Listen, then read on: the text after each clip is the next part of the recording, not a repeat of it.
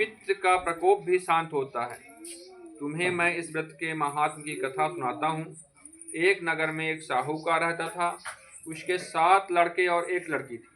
कार्तिक महीने में जब कृष्ण पक्ष की चतुर्थी आई तो साहूकार के परिवार की महिलाओं ने भी करवा चौथ का व्रत रखा। जब रात्रि के समय साहूकार के बेटे भोजन ग्रहण करने बैठे तो उन्होंने साहूकार की बेटी अपनी बहन को भी साथ में भोजन करने के लिए कहा। भाइयों के द्वारा भोजन करने का कहने पर उनकी बहन ने उत्तर दिया कि आज मेरा व्रत है, मैं चांद के निकलने पर पूजा विधि संपन्न करके ही भोजन करूंगी। भाइयों के द्वारा बहन का भूख के कारण मुरझाया हुआ चेहरा देखा नहीं गया। उन्होंने अपनी बहन को भोजन कराने के लिए प्रयत्न किया। उन्होंने घर के बाहर जाकर अग्नि जला दी।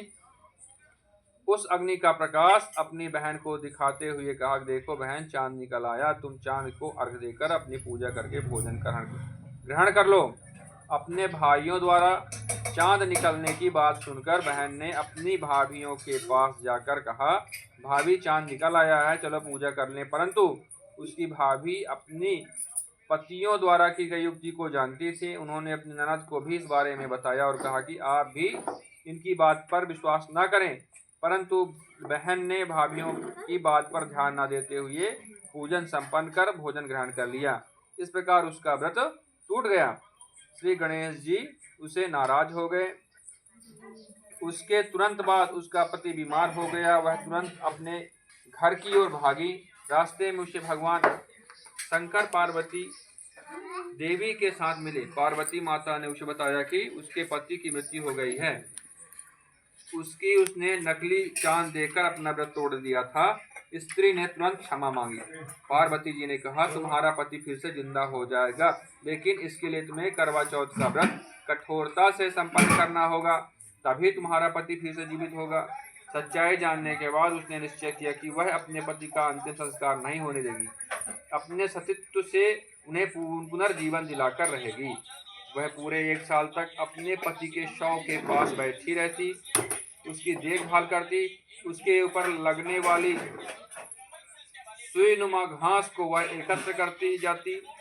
1 साल बाद फिर करवा चौथ का दिन आया।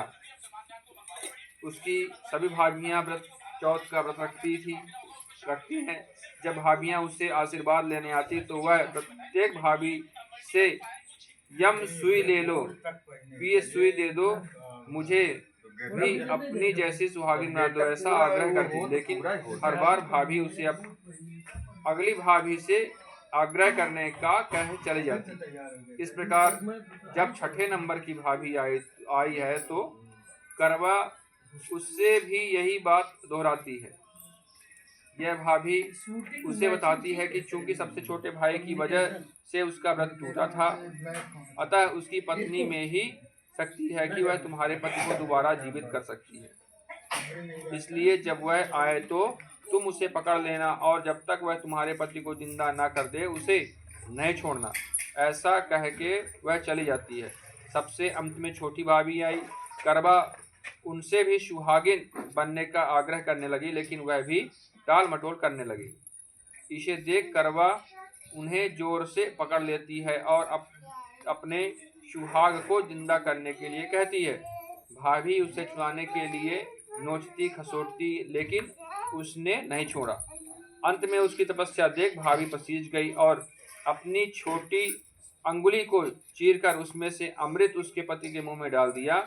उसका पति तुरंत श्री गणेश कहते हुए उठ बैठा। इस प्रकार श्री गणेश की कृपा से उसकी छोटी भाभी के माध्यम से उसे अपना सुहाग वापस मिला। हे श्री गणेश की माँ गौरी, जिस प्रकार करवा को चिर सुहागन का वरदान आपसे मिला है, वैसे ही सब सुहागिनों को मिले। इस बार उसके व्रत तथा श्रद्धा भक्ति को देखते हुए भगवान गणेश उस पर प्रसन्न हो गए।